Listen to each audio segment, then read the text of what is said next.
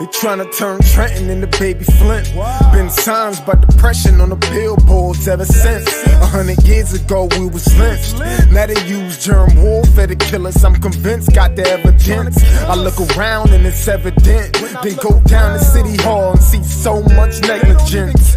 Real art is intelligent. A true artist sends messages that speak to your intelligence. They fought and died so I can do my thing. Not to get drunk and high or join no gang. I will not let none of you die in vain. For my people I bang, bang, bang. My ancestors been through so much pain. I don't let them die in vain. My ancestors been through so much pain. I don't let them die in vain.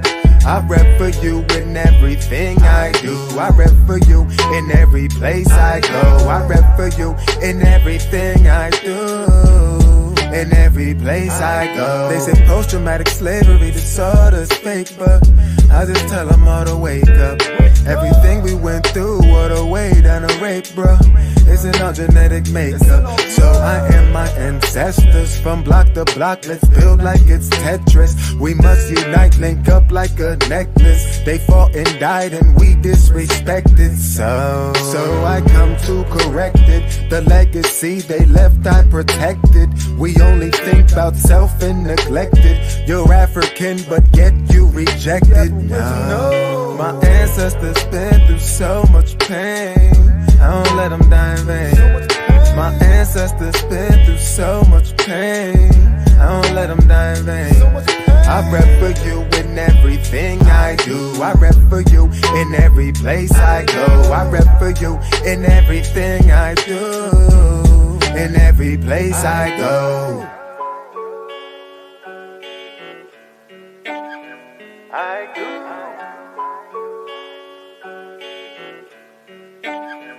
I go.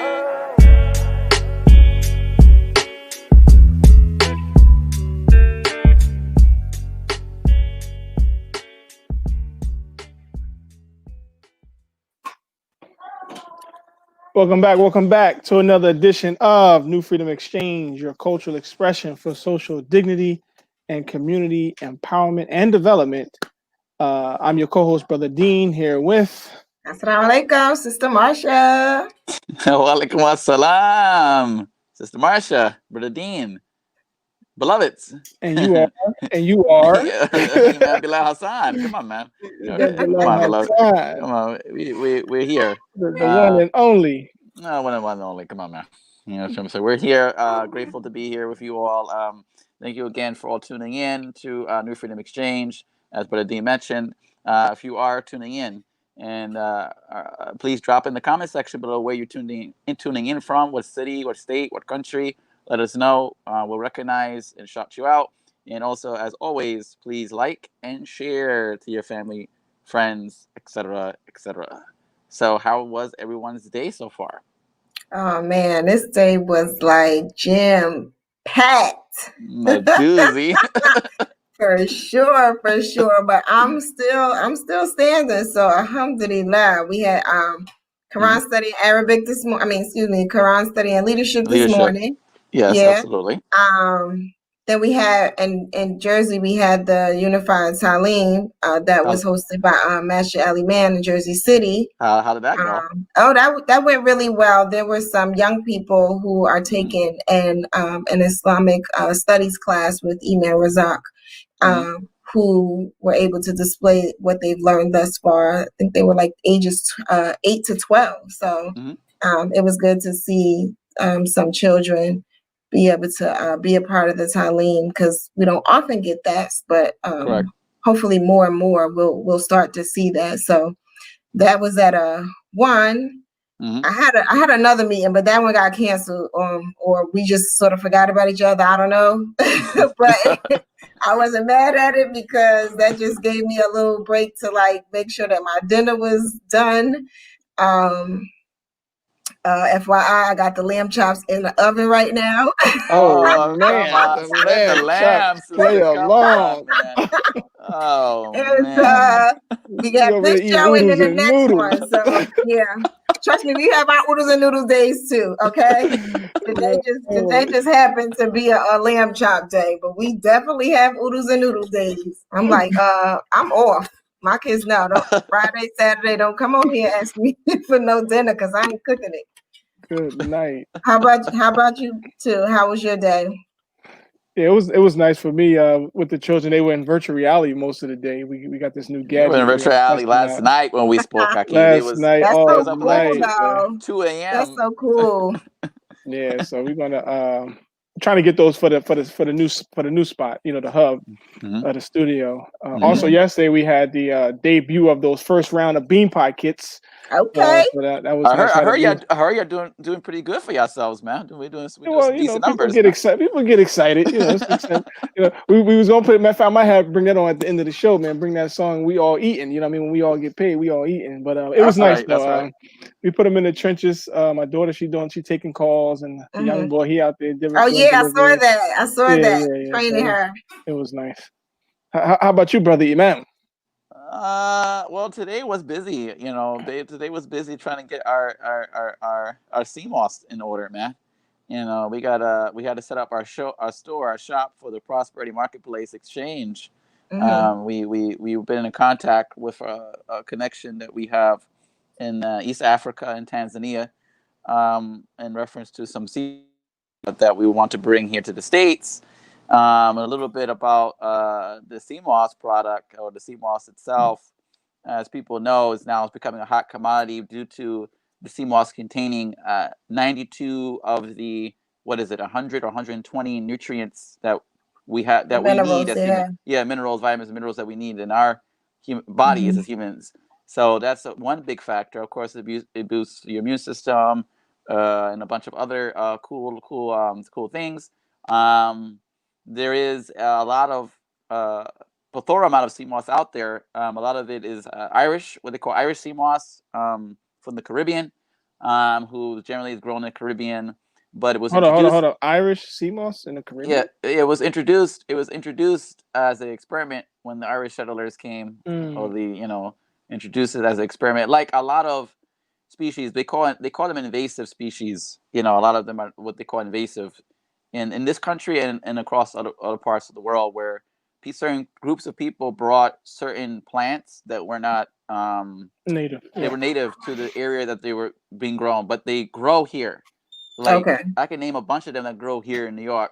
Like, that has no business being here. Period. Like, it doesn't even need to be here. But the Chinese and other groups, when they came over, they may have dropped seeds, or they planted in their gardens, and it just went, it just went way off. You know what I'm saying? It just had a big outgrowth. So for sea moss, Irish settlers brought the sea moss to the Caribbean, experimented, tested it out. Now it is grown in the Caribbean, and that's where a lot of people get their sea moss from. Actually, it's quiet as kept, but sea moss generally grows also in Central to South Africa, by where Tanzania is, in East Africa along the coast, along the sea. So they have farms. Come to find out, they have farms where they farm actually on the ocean. They farm the actual sea mosses, like set up nice little farms and stuff like that, and different things like this. So, and it's low overhead.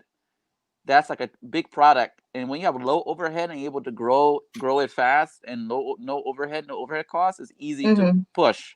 But Right. it's easy to sell in the market, and because you don't have to, it's not much work and labor. You do clean it off, obviously you clean it off, you package it up, and then you push it out to the market. You know what I'm saying? So we have been blessed a lot. The Creator has blessed us with a good brother who Mujahideen knows more than I do, but more personally, a brother who we know is from Baltimore, who's right now overseas, and so we look forward to distributing that here in the States, and we will have a link for people to purchase some sea moss, and get some health and wellness into you. Might have to sprinkle it on the pies, man. Oh, don't tell them that. Doc. Come on, don't tell them that yet, man. They go Tell them nutty, the man. secret sauce. They A little go sprinkle on his nutty. pies. Nutty. No, yeah. Well, I come to find out that all you need is 1 tablespoon. So a lot Right. of people put 1 tablespoon in your tea or 1 tablespoon in your soup. You Yeah. don't need much of it. You can put it in smoothies, obviously. You can put it in gel. People use it for their face, for acne, and Yeah, I was to reading that too. hydrate your face. There's benefits too. I've spoken to actually one of our previous guest, Sister Saida. Shout out to Sister Saida. Previous guest, me and her, we talked maybe 2 nights ago about this very topic, and she was experimenting with a detox, a sea moss detox, Nice. and she was telling me about the gel, and I know even the other brother said that he's noticed that his face is more cleaner, and more hydrated, fresh, due to using the sea moss. So definitely stay tuned for that. We will have the sea moss here, and we want to distribute it here in the United States because we think that there's a growing market for it, and we'll have some other spices and herbs too coming down the pipe. Shout out to Queen Candace. Queen Candace is tuned in. Shout out to Queen Candace, Hey, Queen one of our other Candace. special guests or prior. That's our money lady. Money lady, yes. Get you yes. right. Don't worry. We're coming to see you, Queen Candace. Don't worry. We're coming to see you. Some of us need to get up our pockets in order, man. Some of our finances. But yeah, we have a very special doubleheader for you all. Thank you all again for tuning in. A special doubleheader. Right now, for our first episode of our doubleheader, we have a very special guest, Delaware Representative Elect, Sister Madina Wilson-Anton, who will be on the screen momentarily as Sister Marsha will read her bio. Sister Marsha? Absolutely, absolutely. So first I just want to say, before I even read her bio, I want y'all to just know that congratulations are in order for what is coming for this sister. Sure. I don't even know her, but I'm glad to be able to interview her today, and I just know that there must be some big things coming for her. And so I just ask that y'all keep her in your prayers because it's just amazing what she was able to accomplish. Clapson.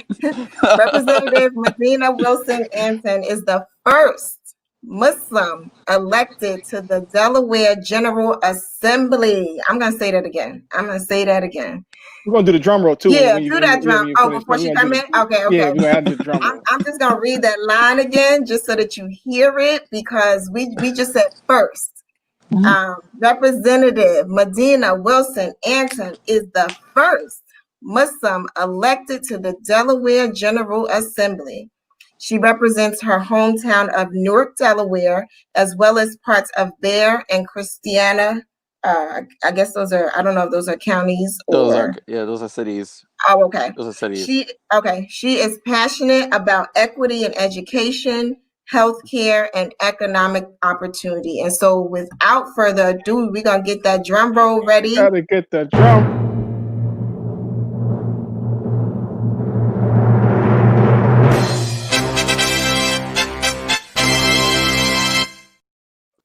Welcome. Thank you. Assalamu alaikum. Wa alaikum assalam. We had to do it big for you, sis. We had to do it big for you. How are you today? I'm good, alhamdulillah. I was sitting in the backstage just cracking up. You guys are hilarious. And I'm really excited to have a conversation with you all. So thanks for having me. I'm glad that you're excited. That is not the first time that somebody has told us we're hilarious. I think we just kind of just be bugging out together. That's all. But okay, go ahead, Bilal. No. So, Madina, we'll allow you to introduce yourself how you want to be introduced. We like we always do for our guests. We read their bios, obviously, but we always let them and give them a chance, an opportunity to. How would Madina introduce herself to the audience or to the people? I mean, I think you guys did a good job. I try not to be too wordy and get into it and let people have questions, but I'm from the area. So one thing that I noticed, you're from New Jersey, Sister Marsha. In Delaware, we call that. Yeah, we say Newark, like it was two words put together. That's a joke that always happens. But so I'm from here. I grew up here. It's actually a pretty diverse area. When I was a kid, I was going to Islamic school. My parents actually homeschooled me, and a bunch of other families came together into my parents' home, and we were schooled there. And now there are multiple Islamic schools in the area, full day, brick and mortar. There's at least 4 masjids in the, like, you know, 15 minutes from here now, when there was just one for a while. So the Muslim community here is really exploding, and it's amazing to see. The district that I represent is a majority minority district. It is a suburban area, but it's very diverse ethnically, racially, and it's the community that raised me and that made me into who I am. So I'm really excited to bring diverse perspectives to our capital come January. And what else about me? You could probably tell I'm young. I'll be the youngest member of the General Assembly come January. Yes. So I'll be, TikToking and, fresh dress, ready to impress. Yeah, but bringing a little young perspective down there. But I think that's important because, a lot of legislatures across the country tend to represent older people more than they are represented in the population. And, younger people are dealing with different types of issues. Student loan debt, wanting to start a family, buy a house, but having student loan debt, and how do we address that? What are the different issues that young families are facing? So I'm really excited to be able to do that, and it's a major honor and responsibility, and so I'm just really blessed. So yeah, alhamdulillah. So why government? Where did that come from for you? That's a good question. So I was always kind of interested in different cultures and all of that. Like I said, I grew up in a really diverse community. So from a young age, I was learning Arabic. I was picking up bits of Urdu and Turkish, loving all the food from all over. And so my first thing that I wanted to do, I went through a career exploration class in middle school, and I learned about interpreting. And I was thinking, oh, maybe I want to be an interpreter. And when I got to college, that was my plan, was to study languages. And I wanted to work in the UN. I wanted to be an interpreter for like a diplomat or something. And I remember talking to my dad about that, and he asked me, why do you want to be an interpreter for somebody else? Why don't you just be the diplomat? And only recently that I realized he was saying that because he saw the movie The Interpreter, and he was like, I don't want her to have that job. He didn't tell me that. Right. But that kind of planted a seed in my mind, like, okay, well, why don't I think about this for myself? Why don't I think about being a policy analyst or someone like that? And that is what I do as my day job. And, I was working down in the Delaware legislature as an intern when I was an undergrad. And that really introduced me to local politics. Before that, I hadn't really known that much about it. And there's really just so much you can do at the local level to affect positive change in the community. Our public schools and how they're funded, the curriculum, a lot of that is decided at the state level. Healthcare access, housing affordability, all the issues that really impact our community. And so learning through that internship about that, I got more interested and was like, you know what, I should think more about this. And, being young and frustrated and, being on Facebook and type, I don't like this, I don't like that. Friends were like, you have the experience working down there. You have the policy background. Why don't you give it a shot? Try running to represent your community where you grew up and where you understand the issues. So we gave it a shot. We were running the campaign for over a year, and alhamdulillah, we were successful. And so it's a 2-year term, and I'm excited to get to work and try to affect some of the changes that I mentioned. Nice. And so how easy or hard was it to get elected? Like you're from there. And so I guess sometimes we think, well, you're from there, it must be easy because people know you. And so I know that that's not always the case, especially when you're from a place and you're trying to get some things done. So how easy or hard was it for you to get elected? Good question. So I think parts of it are hard, parts of it are easy, right? So I like people. I like to interact with people. Like you said, I'm from here. So, there were times where we're door knocking pre-COVID, and I would be like, oh, I know this street. My bus used to drop people off here. I remember what students would get off the bus in the neighborhood. I might knock a door and it's my old teacher, things like that. So that definitely was a plus, and being kind of an outgoing person and remembering people's faces was helpful.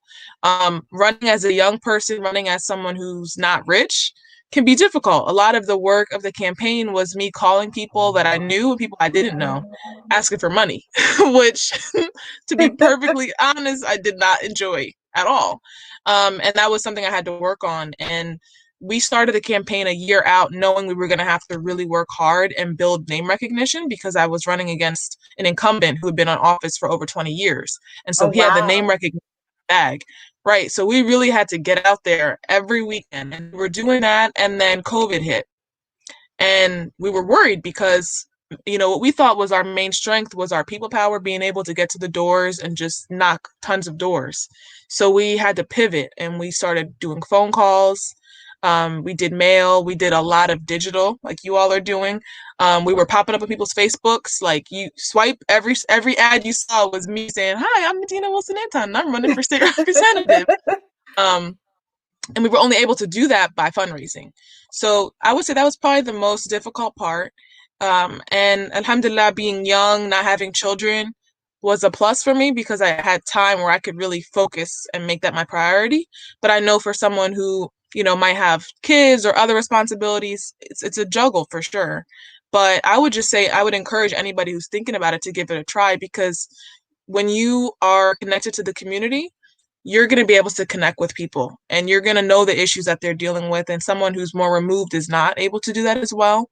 And we need more people like that in government. So, try to maybe volunteer on a campaign to see what it's like, and to figure out what you're getting into a little bit. But I definitely encourage, if you're thinking about it, give it a shot, because the more voices that are diverse, the better. And, more likely we're going to get the changes that we need to happen.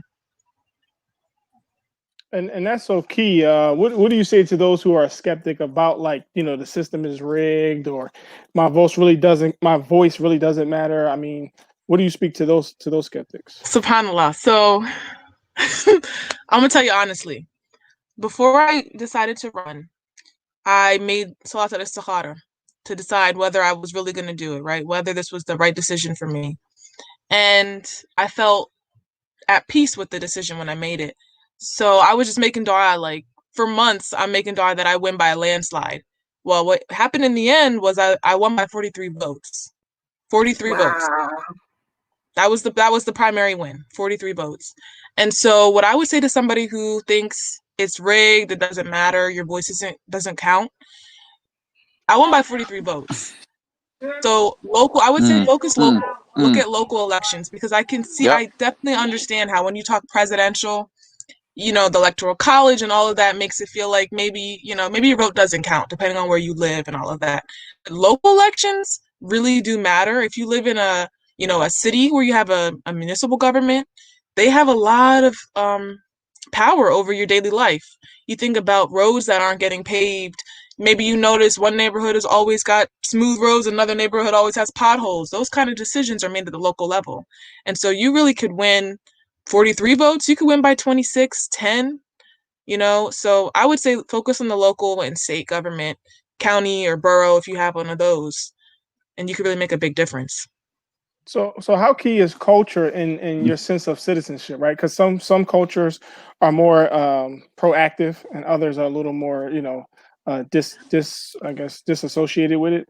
So how important is, like you said, the diversity of culture in government? I'm not sure I quite understand your question.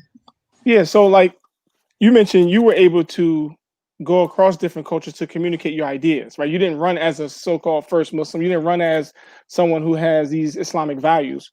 You were able to, break through those barriers because you were balancing your cultural diversity of understanding to communicate your message. So I was just saying, how important is that for people to also be a part of, Yeah, I mean, I think it's really important, and I'll be honest, I get that question a lot, the opposite kind of question, which is like, how is it a hindrance to you being Black, being a woman, being Muslim? Like, people assume that it would have held me back, and it may have. I don't know, I can't go back and ask people who voted for my opponent, was it because I'm Black? Was it because, but I think, and maybe this is just the way I look at the world, the way I look at things, but I felt it was a strength, the fact that I grew up in a diverse community, because I think it helped me to be able to communicate, like you said, with people from different backgrounds.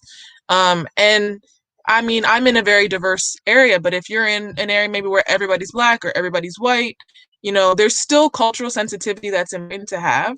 And I would say, if you're interested in getting involved, you should definitely start with like community groups and just being around people. It's hard now with COVID, but hearing what people are what's on their minds, how do they express themselves? Do they feel comfortable? Do they ever talk about government as being helpful or as being a hindrance? Like, just really observe.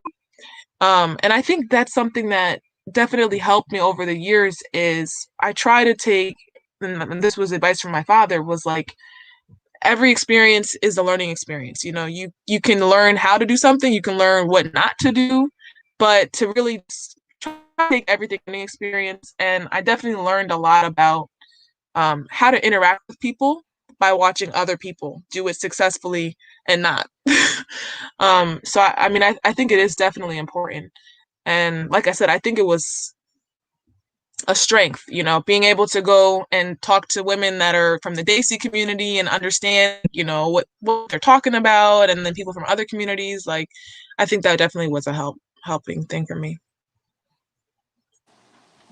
Excellent. My question, just hearing all of this is beautiful. I think it's very important. It's very crucial. Moving right along into 2020, 2021. It seems like 2020 would never end, right? Like, it's all these things going on, COVID and people passing away, and these crazy things and other weird things happening at the same time. It just seemed like the year won't end, but inshallah, we all, God willing, creator willing, we all see 2021.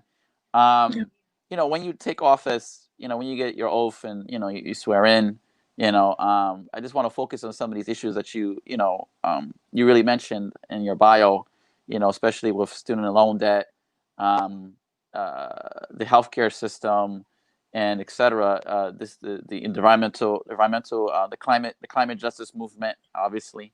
So if you could take us a little bit on a journey in reference to this first part of student loan debt, because I know we have one of our other guests on the line, if she's still with us. She's a Queen Candace. She's out of Brooklyn here in New York, and she's a economic psychologist. She's a guru in how to consolidate debt and how to get your debt erased, and how to get financially empowered. Connect us, please. Yeah. Oh yeah. She has this whole program. She has a whole solution. She has a whole formula. And so, can you explain a little bit about your position on student loan debt, and how we can correct this problem? Yeah, so I mean, I think there's definitely like policy at the federal level needs to happen. So I've been seeing a lot of memes about Joe and Kamala, and it's like, should I bring you my student loans on the 21st, or you want me to wait till Monday? Like, where am I sending it to? I saw another one that was like, Joe went to University of Delaware, so that means that University of Delaware students should be first in line. I'm like, I'm cool with that. I think the federal government really needs to get involved at this point. I have a lot of thoughts on this topic, but if you just think about it at a very economic, like rational point of view, right? We're in the middle of a pandemic. We're dealing with a recession. The way to get out of a recession is stimulus. And that's effectively what student loan forgiveness would be. So I support that. I think that's really important. And it's not about individuals. It's not about personal responsibility and all that. It's really just about, if you care about the United States of America and you want us to have a good economy, we need to forgive student loan debt.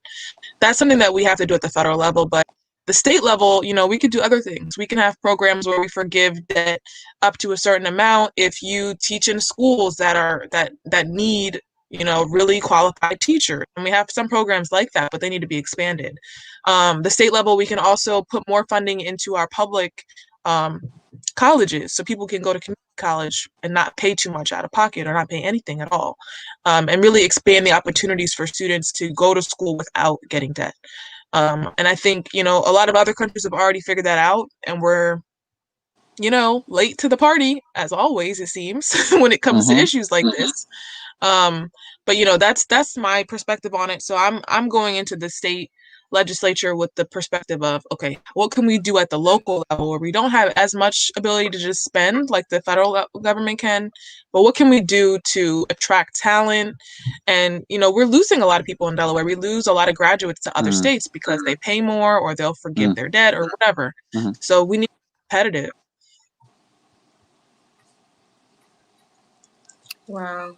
And so I know one of the pieces of, or I guess the passions of yours in terms of you running for your seat, it's how you talked about equity in education and healthcare. And so I just want to talk a little bit. So we talked about the student loan debt, but talk to us a little bit more about that equity in education and what your vision is for that. Yeah, so that was actually the one issue that really sparked the fire, so to speak, where I was working down in Dover, our state capital, and that was when I was introduced to the kind of the policy of how we have an unequal system and an inequitable system. I went to public school for middle school, and I remember clearly sitting in science class, and our teacher had projector transparencies, and he had copied a sheet onto a transparency and put it up on the screen, and we all were copying it down, and we were then going to fill it in. And I remember thinking, like, why are we doing this? This is such a waste of time. Like, he could have just given us copies of it. And I remember him saying, they went to referendum and the referendum failed, so we don't have enough money to make copies. So each of the teachers had to figure out, how are we going to get our lessons across to the students without making all these copies? And I didn't, as a child, understand the implications of it and why we were in that system. I just remember thinking, this is annoying, like, this is boring, whatever, right? Working in Dover, I saw advocates come in, and they had a plan, and they were like, ABC in the system that we have now is not working. Our students are failing, or they're being failed by the system. And we've looked at other states, we've done a survey of what's out there. It's obvious we need to give students that are from low-income backgrounds, that are learning English as a second language and who have disabilities, more resources in the classrooms they can. And the person I was working for at the time told me, yeah, that bill is dead in the water. It's not going to go anywhere. And I remember thinking, he said, there's no political will for it, so it's not going to happen. It doesn't have the votes.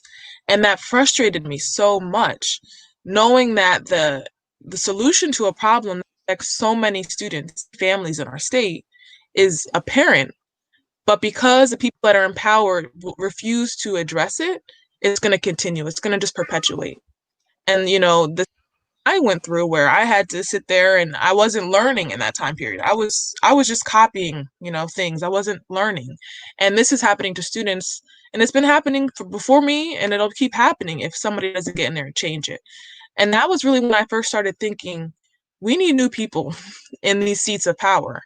And so education equity is really important to me. And one of the recent developments locally is that there were some families in the ACLU who sued the state and the governor about this issue, saying our schools are not giving students the education that they deserve under the Constitution. And they settled with the governor recently. And the settlement outlined what they have to do to address the inequities.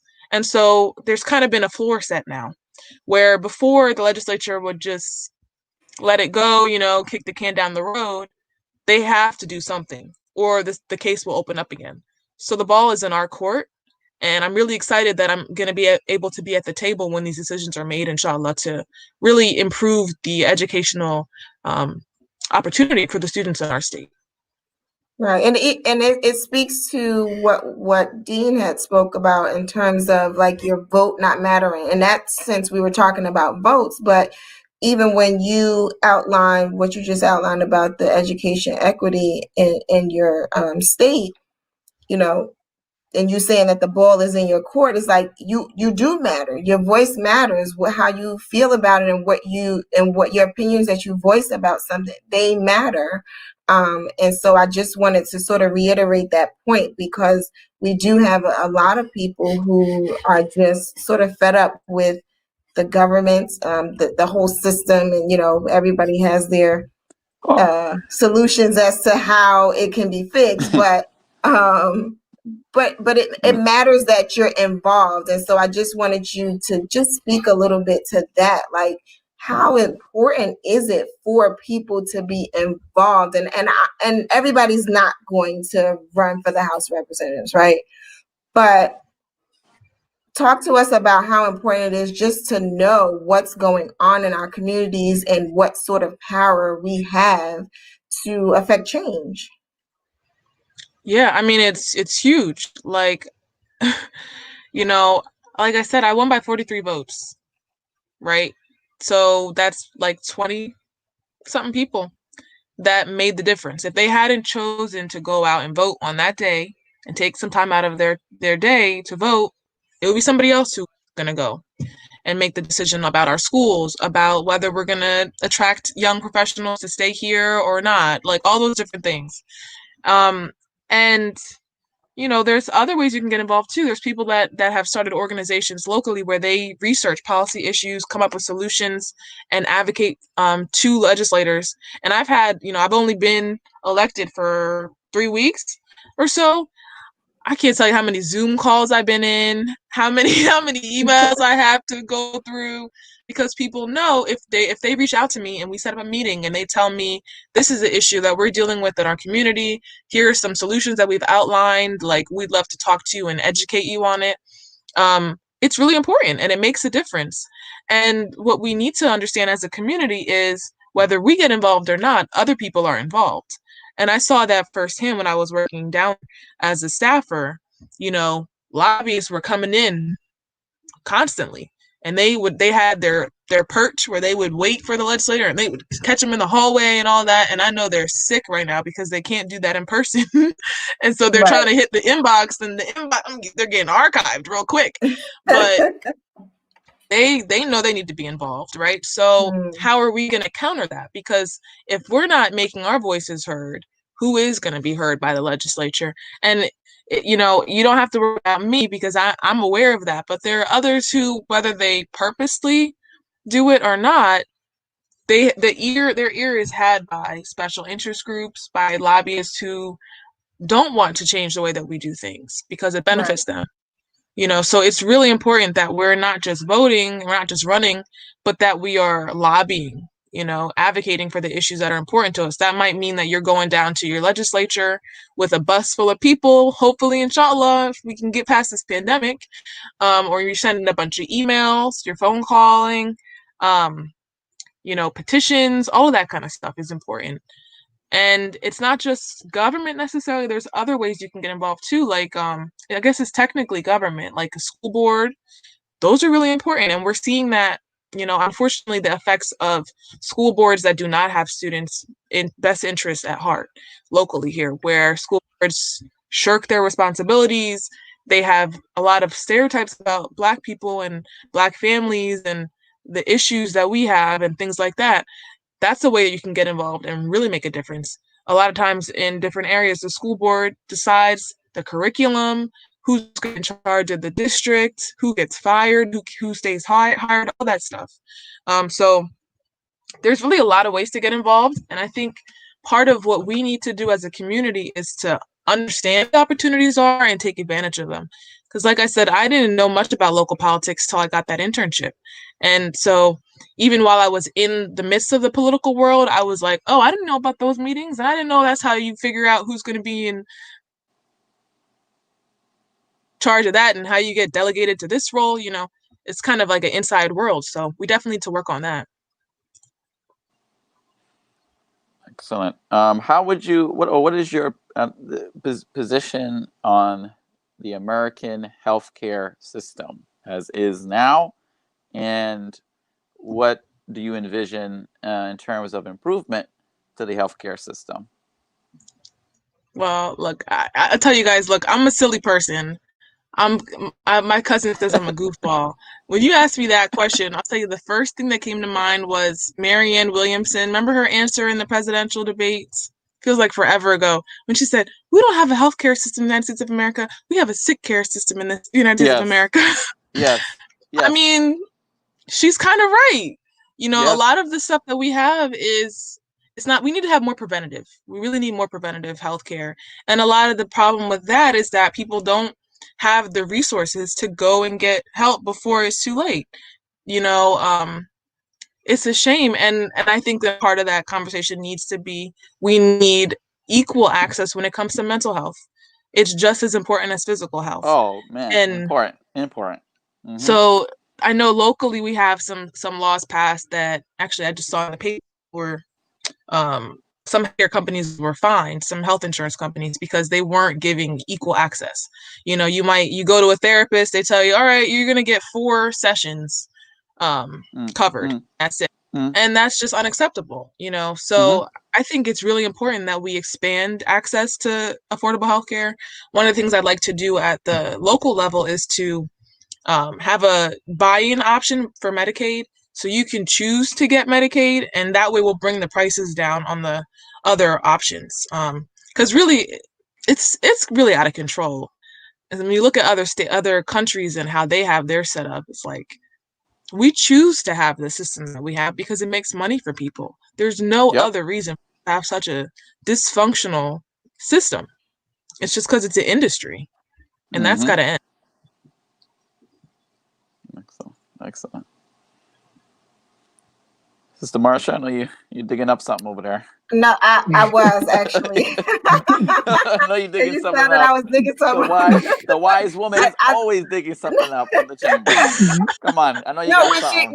When she mentioned school board, I was like, you know, that is definitely a way to be involved. And I thought about my brother who just won his seat on the school board in South Brunswick, New Jersey. So I was looking for that information because, you know, I was just like, you know, really that is a way to be able to impact change and really to get your feet wet into government, right? Because we say government and people get so like, you know, nobody wants to do that and nobody wants to get involved in it.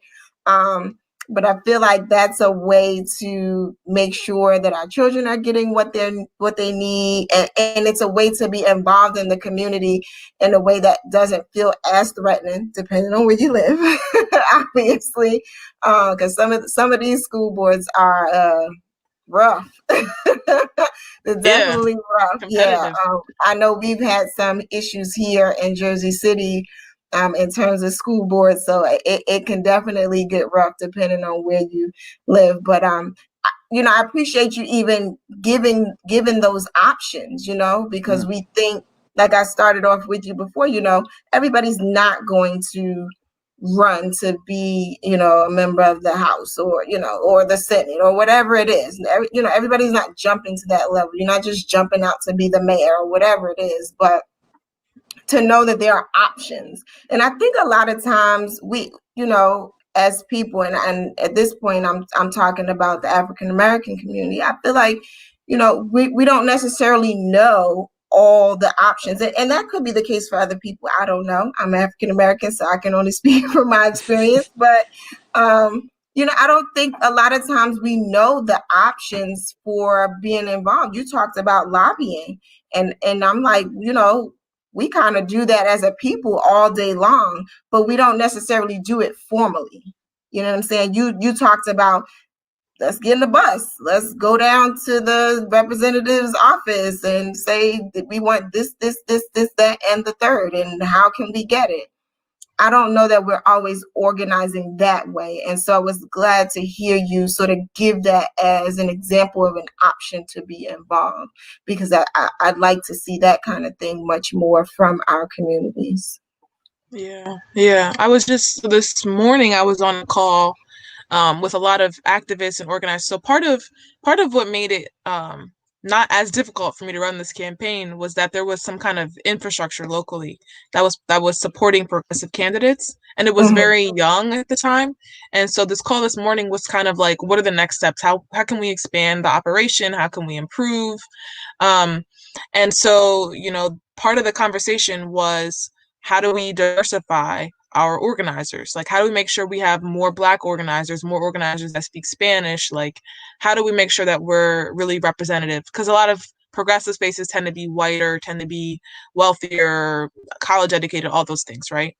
And what I think about as a Black woman, as a Muslim, when I'm in spaces like that, I'm thinking, okay, so they all know about it. So how come, it's not like people in power are ever going to sit down and be like, this is how you also gain power, Right. So it's kind of like you have to pay attention and take notes, come back. Okay, let's have a huddle. Let's figure out how can we do it too. I know that's one of the things of Kwanzaa. We didn't celebrate Kwanzaa growing up, but I know it's one of the principles. It's like that community, like Right, like a organized, right? collective something. And me and my children do celebrate Kwanzaa, but I ain't gonna lie to you, I don't forgot the principles right now. Ujuma, it's a collective. Yes, Ujuma. Mhm. There you go. But like that's something that we have to do, and I get frustrated because I think we put a lot on ourselves, or we expect more from ourselves than we expect from any other group. But that's, it's just survival. We have to do what we got to do for ourselves because no one's going to help us get power, right? So we have to remember to give ourselves grace as a people. But as we learn these nuggets, to share them with each other and to work together, to achieve some power for our community. So part of what the group was talking about was we had like a breakout where it was just Black organizers. All right, how can we make this a more diverse space going forward? How can we make sure we're recruiting candidates that are from the communities that they're running in, so there's definitely a lot of work to do.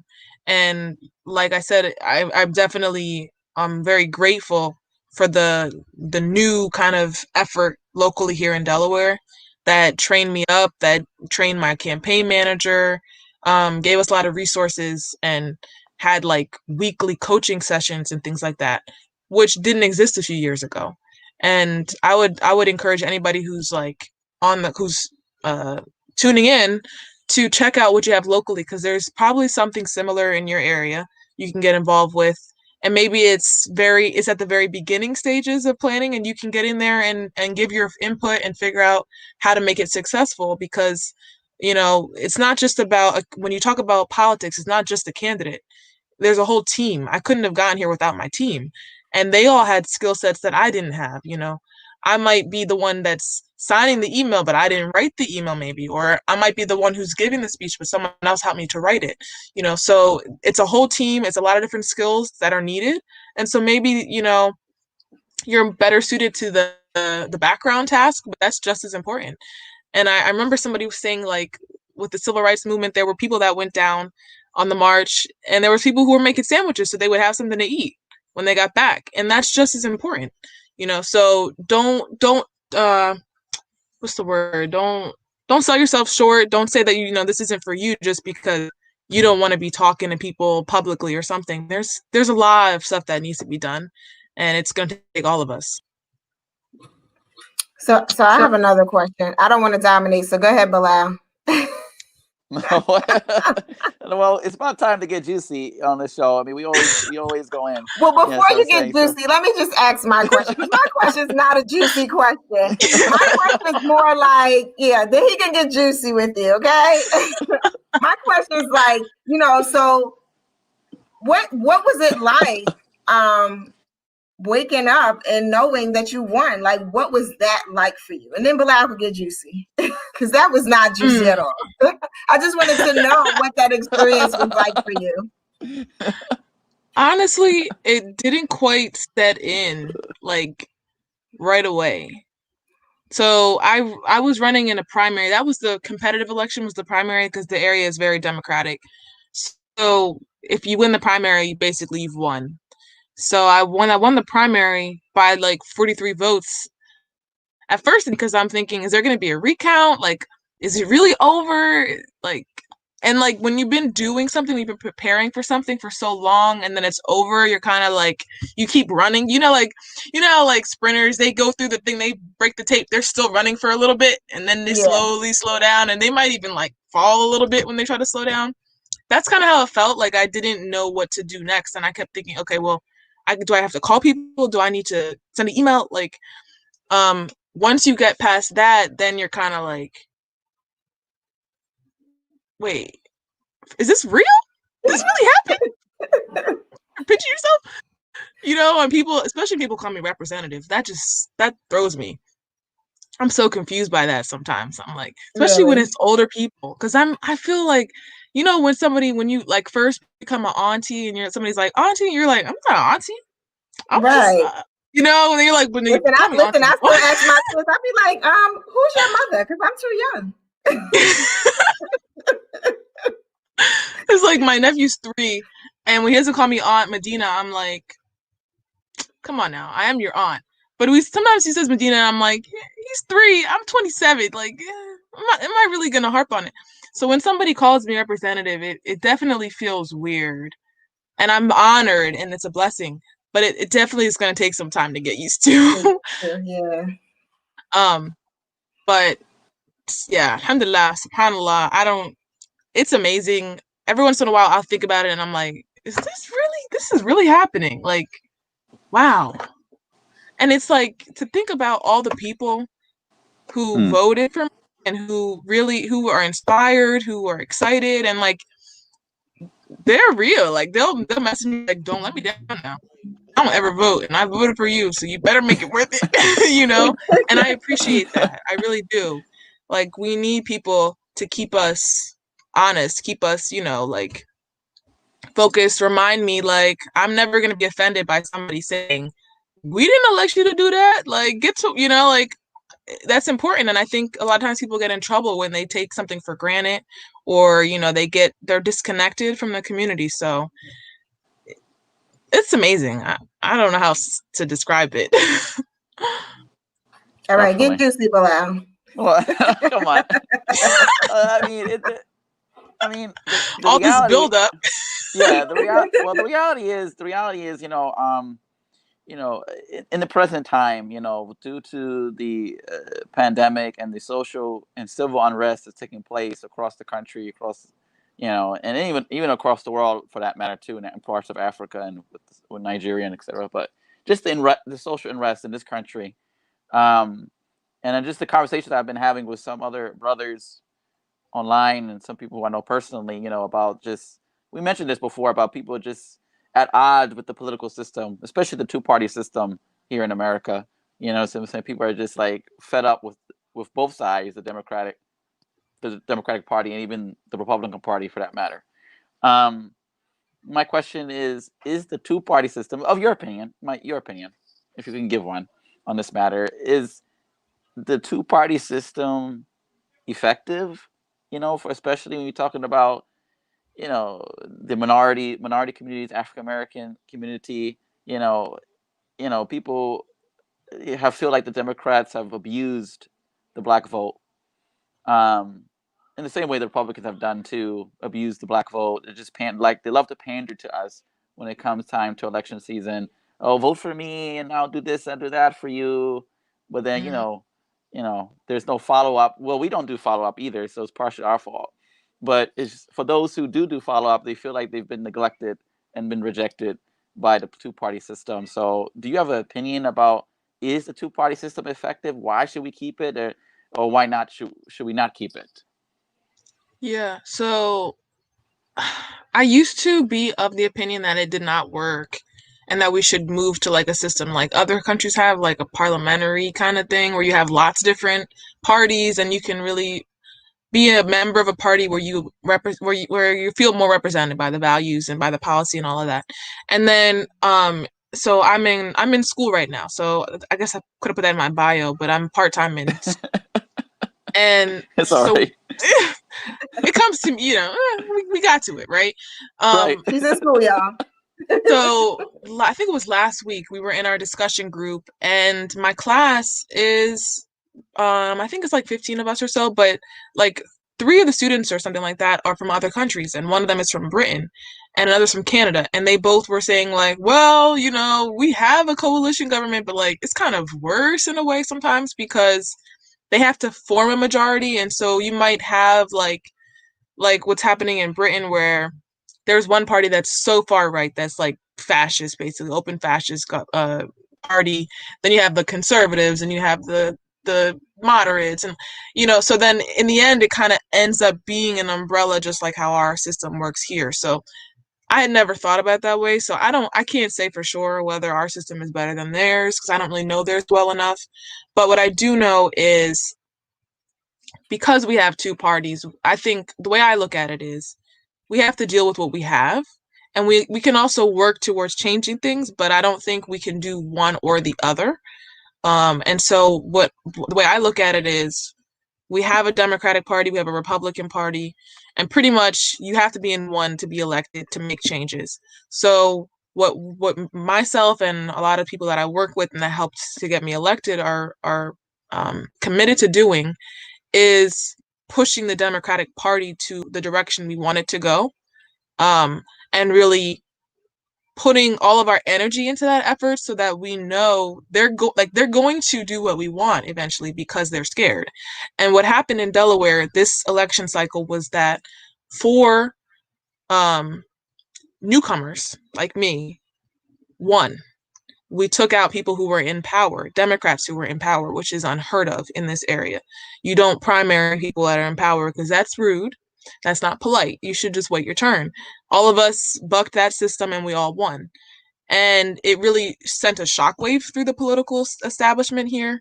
And people are like, okay, so if we don't start actually delivering on the promises that we give to the community, we're going to get opposition, and that opposition will win. And I think when you show that kind of strength in numbers is when you can start to make the party more, man, I'm blanking on my word I want, receptive, I guess, or just, it needs to be, I think receptive is the word I'm looking for. And it hasn't been. It's been, like you said, a party that assumes because we're not Republicans, you'll just vote for us. And so that means what we need to do as a community is focus on that primary process, not the general. The general, sure, the Democrat wins, but let's decide who the Democrat is that gets to get to the general. And that's where we can really make a lot of change. Yeah. Yeah, and I think that is happening across the country too. What you just described is representative of what is happening across the country, and speaks to, I guess, Bilal's question about, does party really even matter? Is that system debunked? Is it not debunked? And I don't know that any of us have a clear answer for it, but I definitely have seen that people are looking for whoever is going to represent them to be more responsive. And so, is that the word? That's the word. Thank you, sister. But they're looking for people to be more responsive and really hold people accountable. Whereas I feel like the trend has been in the past that, like you said, the incumbent for 20 and 30 years just gets the seat again because, from the individual's perspective, it's, okay, you say I'm supposed to go vote, so let me just go vote, and I'm going to vote for the person whose name I've seen all the time and all these years and who's been in place. Whereas I feel like now people are saying, well, okay, I've seen that name all these years, yes. However, I haven't really seen the change that I've wanted to see. I haven't seen what I wanted to see in the community happen. And so maybe having that name recognition, as you pointed out earlier, is not as key, especially if what's tied behind that name recognition is not action. Definitely, yeah. And you're right about it happening across the country, and that's definitely part of what inspired me to run. Seeing people like AOC, Rashida Tlaib, Ilhan Omar, my girl, like seeing people like them, and like I'll say AOC especially because she wasn't in office before she won. Right. And that for me, like whenever I was feeling like I'm out of my element, you start to talk yourself out of things. And I might think, well, what do I get myself into? Do I really have the expertise for this? And I think she wasn't in office and she ran for Congress and she won. I'm running for a local seat. I'm running for just to represent a little bit of Newark, not even all of Newark, in a very, compared to New York, a very rural kind of area. And I'm like, I can do this. If she can win Congress, I can at least try to win my local seat, And so it definitely has been inspiring. And I think that trend, like you said, I think it's going to continue. And we just got to keep putting our energy and our skills and resources into it, inshallah. And of course, to remember to keep the right intentions and, and make dua and try to, keep it centered. Like, I don't know how else to say that, but that's definitely key. And, I make dua that, inshallah, whether I were to win or not, that I will be blessed for the effort that I put in, and that if I am elected, that I'm able to do something positive for the community, and that I'm rewarded for that. Before we close out, we got a couple of pictures we want to get some commentary on. Yes, a couple also surprises. before we show you that, you gave us some good strategies and some ways to participate. Are there also some resources or websites maybe you can share with our audience that they could get more civically educated and stuff like that? So Imam will like this. Working Families Party. So they are setting up shop in Delaware. They're very active up in New York City as a alternative to the two-party system, but they do at the same time work within it. So if you check out their website, they have different ways you can get involved locally. They endorse candidates from different parties as long as they are in line with their platform. And they have been really helpful here in Delaware and with our races. So I would say check them out. If you're in Delaware, check out Network Delaware, which is a nonprofit, nonpartisan group that hosts programs on how to run for office, how to run a campaign, and they also do issue campaigns. So if you're really passionate about criminal justice reform, education, equity, they teach you how to do that, how to advocate in those realms outside of just running a campaign. I wish I knew another national resource, but I think that's what I got for today. Okay, that's cool. You ready, Bilal? What you got? Well, in the chamber? Oh yeah, we got some stuff. Yeah, we got some stuff in the chamber. We dug up some surprises. Yeah, we always try to surprise. Here comes the first one. You ready, sis? Oh man. Ooh, I love that chemo. Look, I done swooped past Joe. I like chemo. So you said you want commentary? Is that what you said? Yes, give us a background. Background. Okay, so I'm a student at the University of Delaware. While I was working on my master's degree, a friend of mine, we're walking down the hallway and we see two guys in suits. They got the earpiece. We're like, that looks like Secret Service. And they were standing in front of a door. Door's closed. There's a meeting happening. We're like, probably Biden's in there, because we knew he came back to our campus and he was joining the faculty. So we skipped class, don't tell anybody, and waited in the hallway. And when the meeting was over, he came out and we were like, hey, VP Biden, can we get a picture? And I had actually seen him before that. And he's like, you need another picture? I already got a picture with you. But I'm glad I got that picture. Came in handy. Absolutely. Absolutely. Next all right, one. what you got next? Boop. Oh, yes.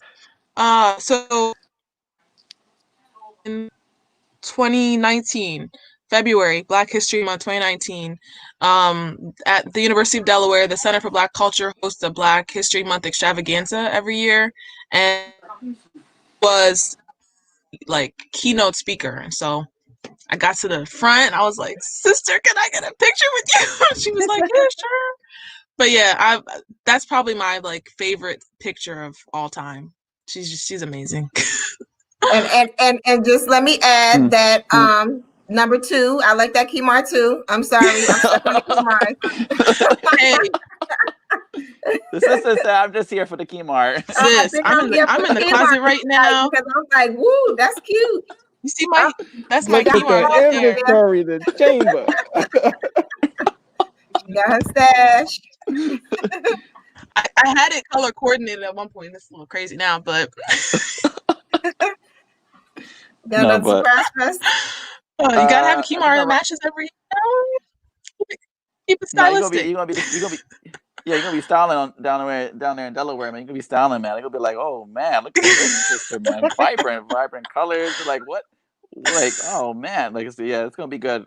We pray for your success, sister. Your story is definitely, and amongst others, very inspirational and definitely influential to those who are observing, from afar, like we are observing from afar, and those who are even within your state, and especially the young adults, especially more so the young women too out there who are watching us now, who will listen to this later or whatever have you. Please share this, to them, because this is something I think is exemplary of exemplary to show, very positive, very uplifting, and very supportive of our sisters. So, and the sisters are stepping up in leadership, and trying to steer our country back, and steer our people back, in the right direction, and balance, help bring some type of center, bring some type of balance to the society. I think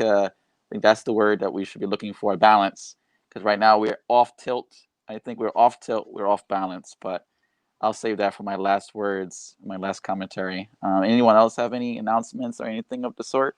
I just want to say, Auntie Madina, Representative Wilson-Anton, we are so proud of you. We are so proud of you. We are looking forward to what is to come. You will definitely be in our duets. I'm just so proud. Like, I'm proud. You're African American woman. You're a young woman, and you're taking on a role and a responsibility that not many young people take on. And so the fact that you saw fit to sacrifice yourself in that way, that's just alhamdulillah. So we look forward to all that is to come for you, and you will be in our duets. Thank you. Excellent. I was excited as well to get to meet you virtually, of course, and probably look forward to even maybe try to slide down for the inaugural. You're not too far from us. We're also looking to go down to DC as well, because that's like what we like to do with our children. Like, let them see government firsthand, let them see the people firsthand, and how they make this change in person. So definitely wanted to give you that appreciation from us. Also, to our audience, I just wanted to share some of the terms that she may have used of those who are not from the Muslim faith. That I'm on the phone, man. What's going on, man? Y'all want to get on? Yes, okay. My baby. Yeah, they balling, man. Alhamdulillah, which means the praises for God. She used some other terms of endearment and respect in regard of being God conscious. So we just wanted to share that with you all. We see a few of our family and other friends who are not Muslim on here. So again, we thank Representative for coming on and blessing New Freedom Exchange. Well, before we leave, we didn't get the sister. We got to get the sister's closing remark, but I just wanted to say one thing, and is just share of the prophetic tradition. There's a report or a hadith of the Prophet Muhammad sallallahu, who was, by the way, he's ranked number one in a lot of studies done by scholars as the number one influential person who ever walked the face of the earth. This is not done by Muslims. This wasn't a biased study. This was done by other people of faith who did research on a lot of these men and women, and they ranked him number one. And for rightfully so, because of what I'm about to say. He told the shepherds that you are responsible for your flock. And we see this term shepherd used even in the Old Testament, the story of Musa or Moses, peace be upon him, and the story of Jesus or Isa ibn Maryam, that he was a shepherd. And when I look at leadership in the context of leadership, they have this term called servant leadership. You serve the people. You're with the people. You're on the ground with the people. That you don't think yourself to be above the people just because I'm this president or I'm this governor or mayor. And it's reflective in the Prophet's character that when they were building the mosque, the Prophet's mosque in Madinah, in the city of enlightenment, Madinah al-Munawwara, which was one is the holy priest next to the holy priest, not too far from Mecca. They said the Prophet was picking up bricks to help the companions build the house. He says, Prophet, you don't need to pick up bricks. You're the Prophet. What do you need to pick up bricks for? Come on, man. He told him, come on, like let's I want to participate. Why can I participate? This is the action. This is the action. That you're not too big. You don't think too big of yourself. You're humble. You walk in humble humility. And I think that what has led to the moral decadence in this country, has led to the flood of moral decadence in the country, is a lack of humility. It's a lack of human decency and human respect. And it's going to take people like Madinah, it's going to take people like ourselves and others to be an example and lead by example and show that, listen, we can be fun, we can be strong and firm and caring, and we don't have to be in this narcissistic, arrogant, and ignorant disposition. It is what has spoiled this country. It's what spoiled it, in leadership. So that leadership is going out. That leadership is dying. They're desperate. Those people, those forces are desperate to win. They're trying to hold on, but the scheme is over. The time for Pharaoh and his oppression is dwindling. You know what I'm saying? So I just want to make that clear to the audience that, we have to be humble and we have to be, try to be morally upright human beings and uplift morally upright human beings in leadership. Sister Madina, please close us out. I mean, I don't really have any add to that. I mean, I agree. And like I said, I was able to listen to your Friday sermon on Instagram Live. Shout out to Instagram Live for that. That was great. And I appreciated the topic, which was similar to what you were just saying on like participatory leadership and all of that. And so that was really, I found it very valuable for me going into this new responsibility, like a reminder of the prophet's example and what we can learn from it. And so I guess the only thing that I would add is how can I get one of those bean pie kits? I don't want the sea moss on top, but let me get a bean pie kit because sis is locked in. I like some bean pie. Oh, we got to get the sister a bean pie. We got to get sister a new freedom pie. Absolutely, got to get a new freedom pie. Yes. Got the sea moss. No sea moss on mine. We can hold that for the next time. No, we're definitely gonna link up and make sure you get a new freedom pie. Obviously, that's what I'm saying. The pie is for everybody. In fact, we should play the pie clip before we leave. When we leave off the pie video that we have, the pie promo, and let people know that the bean pie, like we said last time, is a American tradition. That's what I'm saying, especially in the indigenous African American Muslim community, but it is an American tradition. You're not going to become Muslim if you eat the bean pie, please. Yes. You're not going to become Muslim. That's a misnomer. That's a myth. That's a myth. Please. You're not going to morph into a kufi wearing, Kimar wearing, white fashion. No, it's a good dessert as a piece of heritage. We like to say it's a piece of heritage. It's important because it's a tool. It's a tool that we utilize to educate the people and educate the people about our experience in this country. As I'm saying, in our experience in the diaspora. So I think that new freedom pie. Please go visit the site. But what were we going to say? One more announcement before we do leave. We had 7 o'clock. This is a doubleheader. At 7 o'clock, we will have our beloved Imam Rashad Abdul Rahman from the Atlanta Masjid of Al Islam come back for community conversations. We continue our series of community conversations with the community on the topic. This tonight will be the topic of manhood and womanhood. So please join us back in a few minutes as we sign off here. But we want to, again, thank you all for tuning in. As always, thank you all for supporting. Those who please have not liked or shared this platform, please do like us on Facebook, New Freedom Exchange. Subscribe to our YouTube channel, New Freedom Exchange with an X. And also don't forget to follow Sister Madina if you want to find out what she's doing, in the state of Delaware. Madina for DE. Yes, I'm saying below. Definitely check her out and what she's doing, and find a way to support the sister. Yes, I'm saying we have to, if anything, keep her in your prayers. To allow her to continue to do the good work that needs to be done and needs to get done, and to repair some of the things that need to be repaired. With that, any other announcements, Dean, that we have, or we're good for the night, or for right now? Yeah, we're good for right now.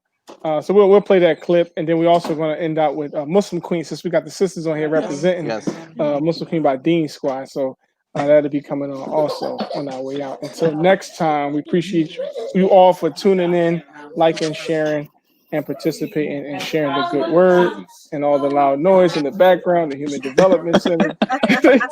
They got to get all their chairs. Yeah, they got to get all their chairs done before they go to bed. But we thank you again. Peace. Assalamu alaikum, everybody.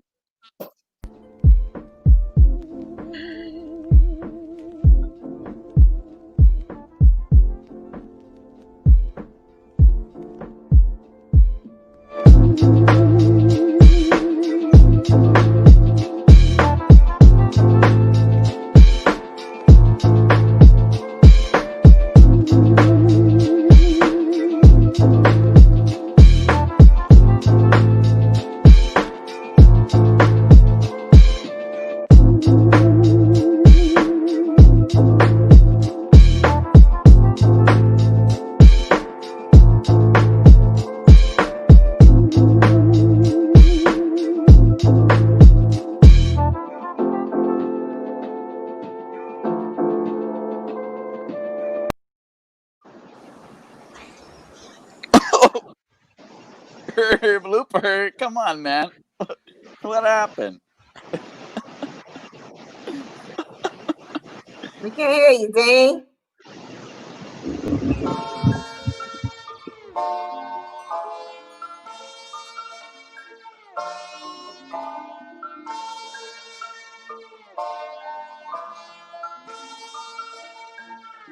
We king of the pies, new flavors on the scene.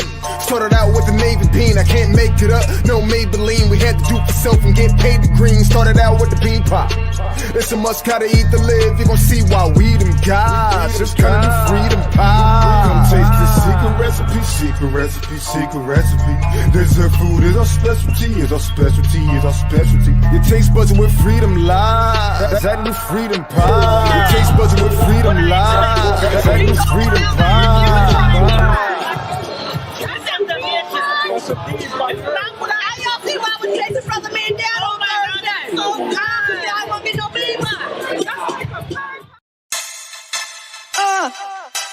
KC, yeah, JD,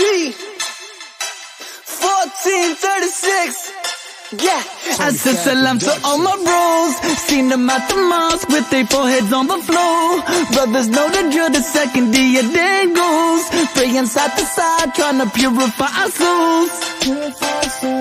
Then we finished prayer and we had to beg home. Saw a righteous sister coming out the back door. Lowering my gaze, hard to get my eyes off. You only look once, that's the real YOLO. She covered and she love it cause she do it for the Lord. I asked her for her hand, but her daddy said no. My heart is like my pocket and it just went broke. $500,000 for the dowry, and I'm just like, whoa. So one day do all for the lady, and that one day I'ma praise the Lord with my lady, yeah. Cause wallah, I'm going crazy. Inshallah, I'ma be the one for that lady, yeah.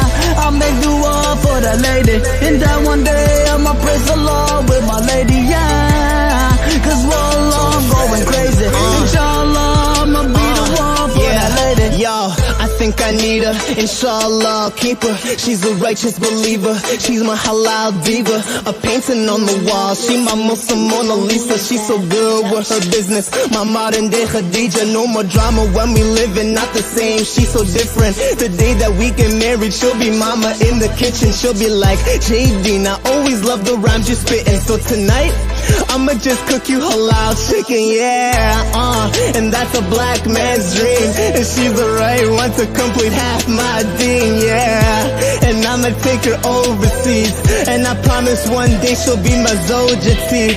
I ain't talking Wana Adam when she'll roll with me. She fell in love with Deen Squad to go on tour with me. It's me and KZ, always gotta stay clean. I pray we both get good wives, say amen. I'll make dua for that lady, that one day I'ma praise the Lord with that lady, yeah. Cause wallah, I'm going crazy. Inshallah, I'ma be that one for that lady, I'll make dua for that lady, that one day I'ma praise the Lord with that lady, yeah. Cause wallah, I'm going crazy. Inshallah, I'ma be that one for that lady, yeah. JD, KZ on the track, she my Muslim queen. Yeah.